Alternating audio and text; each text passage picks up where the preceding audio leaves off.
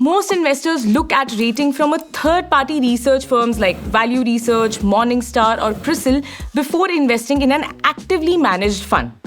We all know, at least in theory, that these rankings don't guarantee future performance, but we still tend to put a lot of weight on them. The first limitation is that these rankings are entirely based on the past performance, including the risk taken and how the volatile the fund is. And that's very objective. So if someone assumes these rankings come from some deeper analysis or personal judgment, you've got to correct them. They only tell you how the fund behaved earlier, not how will it behave next. The second one, these models give some weight to recent performance. So if the fund doesn't perform well in 1 or 2 years because the market isn't favoring the fund manager's style, the rankings might fall. Here's an example.